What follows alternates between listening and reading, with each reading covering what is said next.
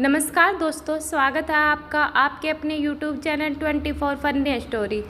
आज सुनिए अधूरे प्यार की कहानी। आज एक बार फिर रोहन रायपुर स्टेशन की उसी बेंच पर बैठा हुआ था जहां वह 5 साल पहले बैठा था। फ़र्क सिर्फ इतना है, 5 साल पहले वो पूरे शहर से अनजान था, आज पूरा शहर उसके दिल में बसता है। स्टेशन से निकलते ही रोहन की नज़र राजू के टी स्टॉल पर पड़ी। करीना 5 रुपये, कटरीना 10 रुपये, दीपिका 15 रुपये और एक ही थी सन्नी लियोन 25 रुपये। चाय के नाम से आकर्षित करने वाले टी स्टॉल की एक खास बात और भी थी। आपको रायपुर में कहीं भी जाना हो, इस टी स्टॉल से आप सारी जानकारी ले सकते हो। यहाँ तक कि अगर आपको बतौर किराएदार रायपुर में रुकना हो तो उसका भी सारा इंतजाम राजू के पास था।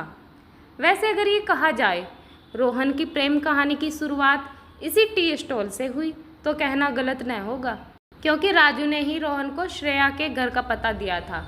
रोहन ने जेब से पैसे निकाले और स्पेशल वाली चाय मांगी। राजू भी रोहन की मौज लेते हुए बोला, अरे भैया आप पैसे मत दो, आप भी क्या याद रखोगे, हमने फ्री में आपको सन्नी लियोन को होठों से लगाने दिया। रोहन भी कहाँ पीछे रहने वाला था, वो भी तपाक से बोला, अरे भैया ये सिर्फ होठों तक ही न रहेगी, अंदर तक जाएगी। चाय की पहली ही चुस्की रोहन को 5 साल पीछे ले गई। राजू के बताए निर्देश अनुसार रोहन श्रेया के घर पर पहुंचा। उसके पिताजी चाय पी रहे थे। रोहन ने पूछा, अंकल आपके घर में कोई कमरा किराए पर खाली है? श्रेया के पिताजी बोले, नहीं बेटा, हमारे घर में तो कोई कमरा खाली नहीं है और हम तो कभी किराए पर कमरा भी नहीं देते। हमारा घर बस हमारे रहने के लिए ही है। हमारे घर में उनको बीच में रोकते हुए रोहन बोला, राजू ने तो यही घर बोला था, सुंदरम साड़ीज के बगल वाली गली में, नीले दरवाजे वाला मकान। श्रेया के पापा थोड़े गुस्से में बोले, तो क्या तुझे सामने वाले घर का दरवाज़ा नीले रंग का नहीं दिख रहा, जिसमें टॉयलेट का बोर्ड भी लगा है? रोहन ने सामने वाले घर देखा और बोला, sorry uncle, sorry Raju. Raju ने यही घर बताया होगा और अपनी बेवकूफ़ी पर वो खुद हंसने लगा।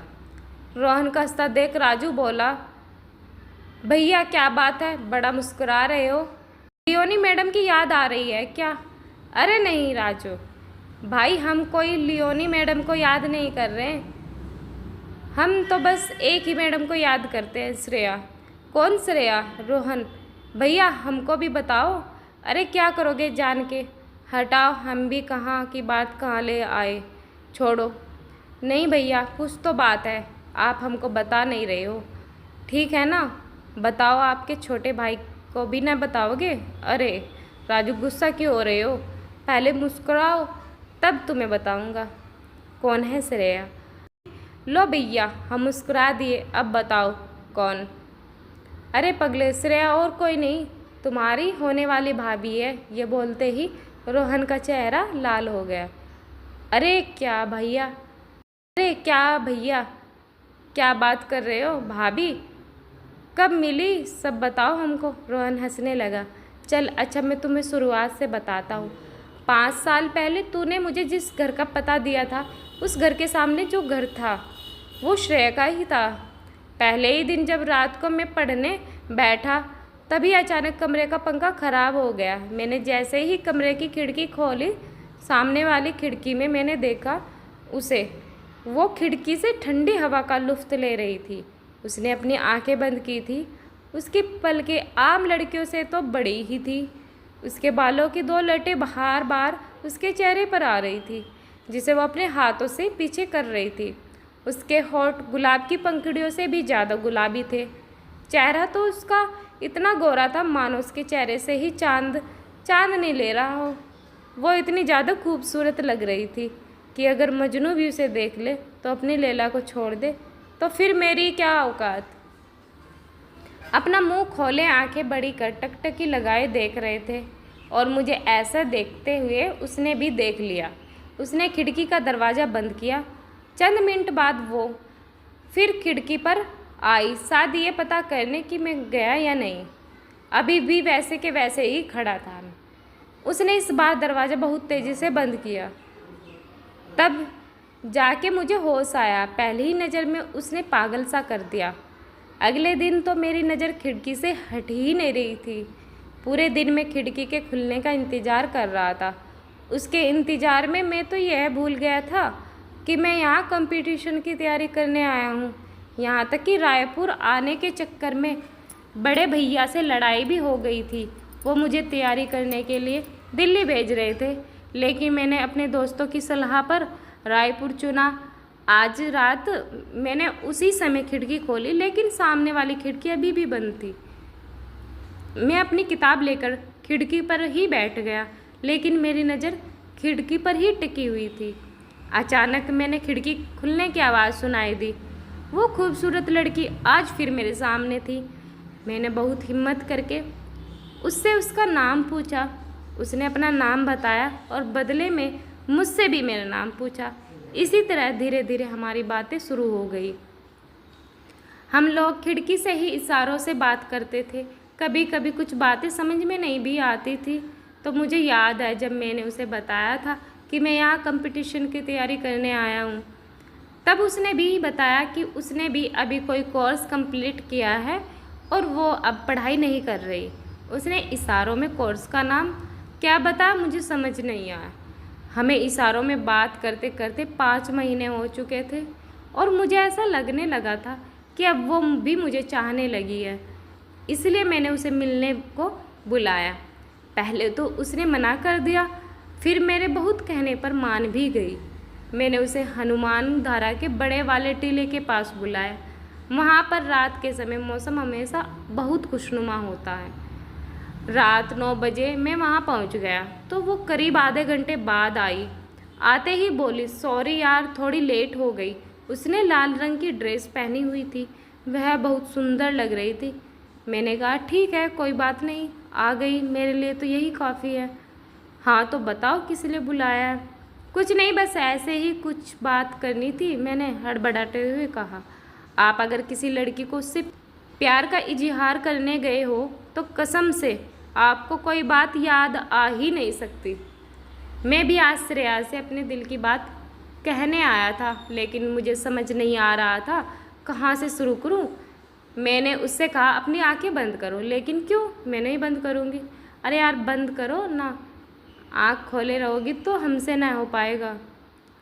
वो आँख बंद करके खड़ी थी और मैं अपने घुटनों पर था। मेरे हाथ में गुलाब का फूल था। मैंने उससे आंखें खोलने को बोला और अपनी आंखें बंद कर ली। फिर बहुत धीमी आवाज़ में बोला, श्रेया आई लव यू। वो थोड़ी तेज़ आवाज़ में बोली, क्या बोला तुमने? मैंने झट से अपनी आंखें खोली और खड़ा हो गया। कुछ नहीं यार कुछ नहीं, मैं थोड़ा डर गया था। लगभग 2 मिनट बाद वह बहुत ज़ोर से हंसने लगी। मेरे बालों में हाथ फेरते हुए बोली, आई लव यू टू पगली।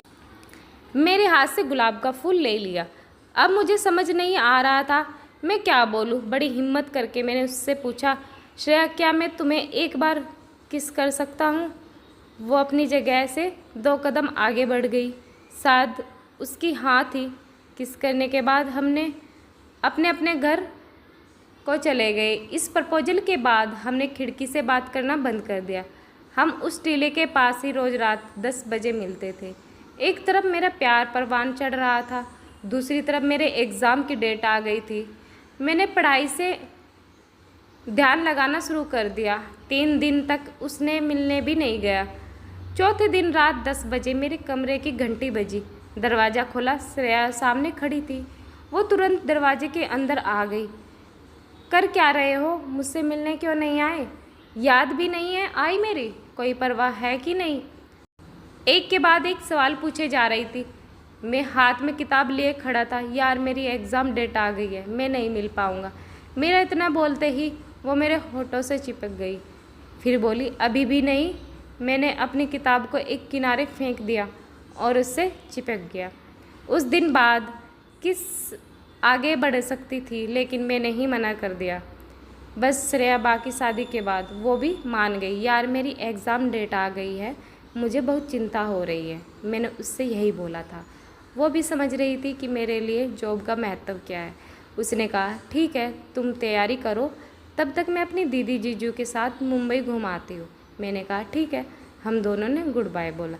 इसके बाद हम 1 महीने बाद मिले उसी टिल्ली के पास। उस दिन 9 बजे वहाँ पहुँच गया, वो भी जल्दी ही आ गई। तुम आज समय से पहले कैसे आ गई? तुम भी तो पहले आके बैठे हो। मैंने बोला यार मेरा रिज़ल्ट आ गया, मेरे नंबर बहुत कम है।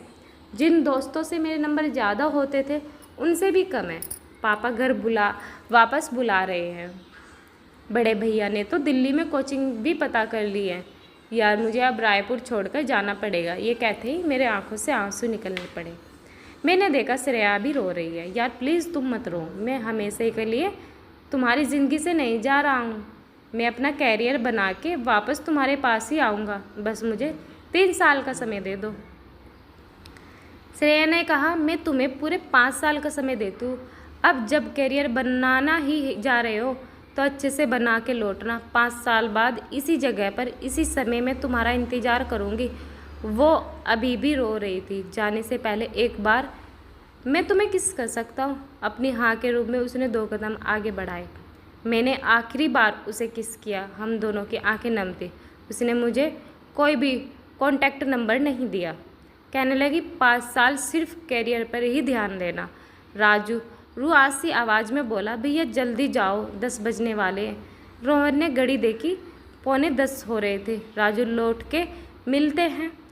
रोहन चिल्ला के वहाँ से भागा। 10:15 बजे वो टीले पर पहुँचा, वहाँ पर कोई नहीं था। रोहन ये सोच रहा था कहीं श्रेया लौट तो नहीं गई। फिर सोचा वो तो हमेशा ही देरी से आती है, लौटी नहीं होगी। क्या वो मेरा इंतज़ार भी नहीं करेगी? बिना मुझसे मिले वो जाएगी? ये सारी बातें रोहन के दिमाग में चल रही थी। तभी अचानक रोहन को एक लड़की लाल साड़ी में दिखी। वो एक बच्चे के साथ थी। अरे ये तो श्रेया ही है, शायद अपनी दीदी के लड़के के साथ। श्रेया ने उस बच्चे को एक वही पास में बैठाया और रोहन के पास पहुंची। तुम तो पूरी तैयारी के साथ आई हो, साड़ी पहन के। अभी शादी नहीं करनी मुझे, ये कह के रोहन हंसने लगा। रोहन सुनो, मैं तुमसे शादी करने के लिए साड़ी पहन के नहीं आई हूँ। मेरी शादी हो चुकी है और वो मेरा बेटा आयरन है। रोहन और ज़ोर से हंसने लगा। दीदी के बेटों को अपना बेटा बता रही? यार तुम्हारी मौज लेने वाली आदत गई नहीं। बेटा आयरन? हाँ मम्मी।